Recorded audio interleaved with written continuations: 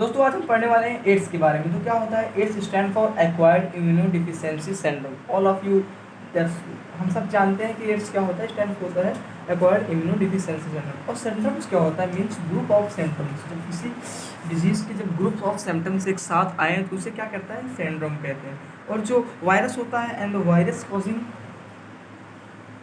Causing AIDS are HIV virus that stand for human immunodeficiency virus, deficiency virus। That's virus, यही virus होता है जो ads के लिए रिस्पॉन्सिबल होता है। और ये सबसे पहले क्या होता है कि जब HIV वायरस सबसे पहले क्या करते हैं? इंटर करते हैं ह्यूमन होस्ट में। जब इंटर करते हैं ह्यूमन बॉडी में तो सबसे पहले क्या करते हैं? ये मैक्रोफेगस को इन्फेक्ट करते हैं। मैक्रोफेगस को इन्फेक्ट करते हैं। मैक्रोफेगस के इन्फेक्ट करते हैं। इन्फेक्शन ऑफ माइक्रोफेगस इन्फेक्ट कर देते हैं। माइक्रोफेगस को इन्फेक्ट करने के बाद क्या होता है कि सबसे पहले जहाँ पे जब माइक्रोफेगस को इन्फेक्ट करते हैं वहीं इनका क्या होता है? जो RNA जीनोम होता है, RNA जीनोम ऑफ वायरस, जो RNA जीनोम होता है वायरस का, रिप्लिकेट्स करता है, मतलब डिवाइड करता है and to form viral DNA. जब वायरल डीएनए बन गया। अब वायरल डीएनए कौन से एंजाइम की हेल्प से बना है? वायरल डीएनए इस रिवर्स ट्रांसक्रिप्टेज एंजाइम होती है।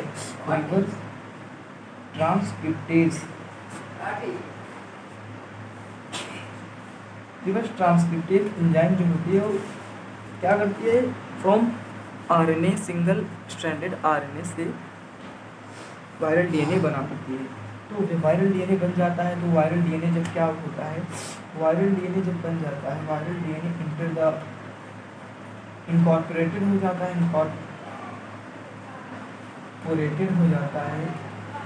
In the human into the host cell DNA. Host cell DNA के अंदर जो वायरल डीएनए होता है इनकॉर्पोरेटेड हो जाता है और क्या करता है? एंड डायरेक्ट इन्फेक्टेड सेल जो इन्फेक्ट हो जाते हैं, जो इन्फेक्टेड सेल्स को डायरेक्ट कर देता है। इन्फेक्टेड सेल्स टू प्रोड्यूस क्या करता है? To produce viral particle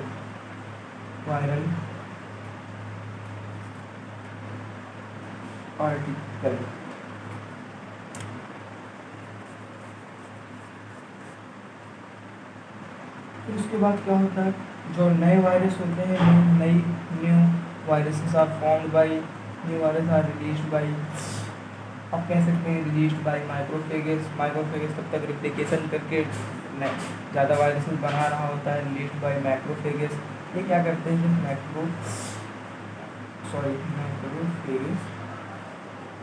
that infect, अभी ये स्टार्ट कर देते हैं, start infecting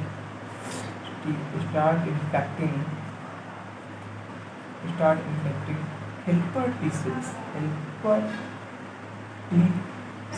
that's called T lymphocyte, या इसको T lymphocyte भी कह सकते हैं, T lymphocyte भी कह सकते हैं। अब क्या हुआ? जो नए वायरस बन रहे हैं वो रिलीज हो जाएंगे। माइक्रोफेगस रिलीज करता है, वो स्टार्ट कर देंगे infection of infecting the T lymphocyte in human body.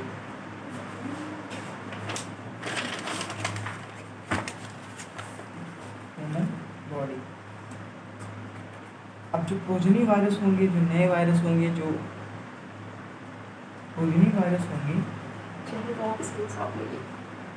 Virus होंगे वो डायरेक्ट क्या करेंगे?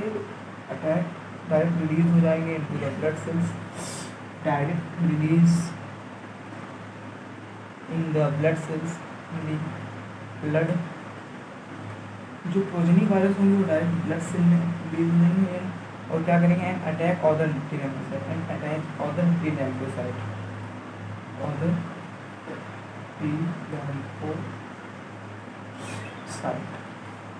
अब आप जानते ही होंगे कि जब प्रोजनी वायरस जो होंगे वो अगर ज़्यादा लेम्फोसाइट्स पे अटैक करेंगे तो there will be reduce in the lymphocytes, T lymphocyte. इसकी वजह से जब ज़्यादा से ज़्यादा वायरस जो होंगे, ज़्यादा से ज़्यादा वायरस रेप्लिकेट्स करके बनेंगे, प्रोजनी वायरस ज़्यादा हो जाएंगे, तो क्या होगा कि जो इम्यून ज़्यादा टी लेम्फोसाइट्स को डिक्रीज़ करने लगेंगे, इफेक्ट करेंगे तो डिक्रीज़ हो जाएगी। तो यही जो डिक्रीज़ होगी, प्रोग्रेसिव डिक्रीज़ होगी, जो progressive decrease in the number of T lymphocytes, in the number of T lymphocytes, in the number of T lymphocytes। अब यही जो डिक्रीज होंगे, ज़्यादा टी लेम्फोसाइट डिक्रीज हो जाएंगे, सो इम्यून सिस्टम जो होगा, जब टी लेम्फोसाइट कम हो जाएंगे तो immune system of infected person become weak and start suffering from infection, death, fever, diarrhoea and weight loss. इसमें क्या होगा कि जो फिर इम्यून सिस्टम वीक हो जाएगा, एंड द इन्फेक्टेड पर्सन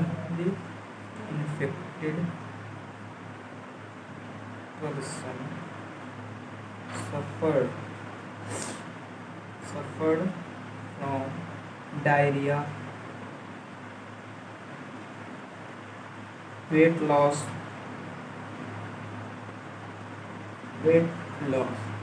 तो सिम्टम्स दिखने लगेंगे diarrhoea and weight loss.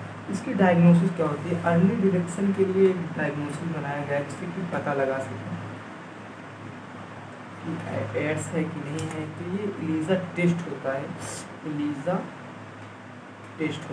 Elisa stands for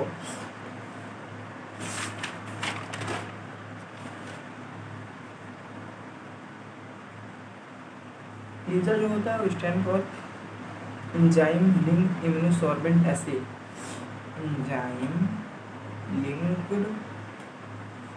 immunosorbent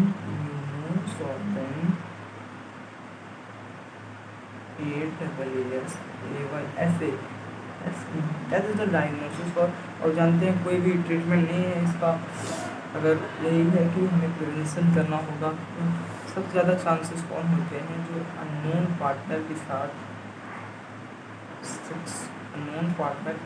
जो सेक्स करते हैं, that's the major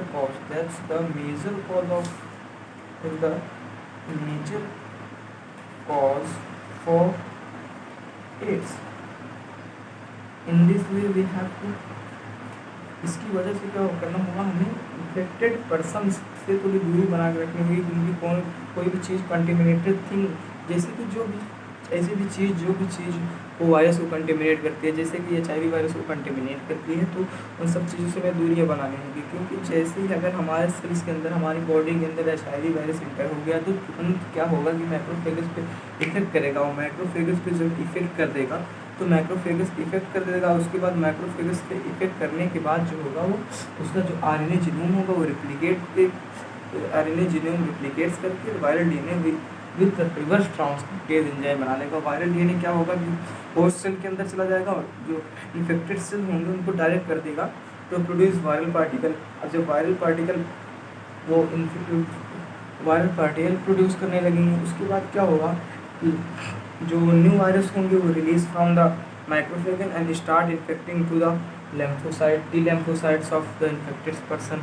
और टी लेम्फोसाइट्स को भी इन्फेक्ट करने लगेंगे, सो प्रोजेनी वायरस भी बनने लगेगा, ज़्यादा वायरस बनने लगेगा और ज़्यादा टी लेम्फोसाइट्स को डिक्रीज़ करेगा। इसी वजह से जो प्रोग्रेसिव डिक्रीज होगी in the T lymphocyte, the progressive decrease in the T lymphocyte, तो क्या करेगा, इम्यून सिस्टम को कमज़ोर कर देगा। जो इम्यून सिस्टम जब कमज़ोर हो जाए, वो फिर वो डिजीज़ के अगेंस्ट एंटीबॉडी नहीं बना पाएगा, जिसकी वजह से फिर वो इसको सिंड्रोम भी कहेगा, क्योंकि इसमें लॉट्स ऑफ सिम्टम्स आते हैं, इसीलिए इसको सिंड्रोम कहा।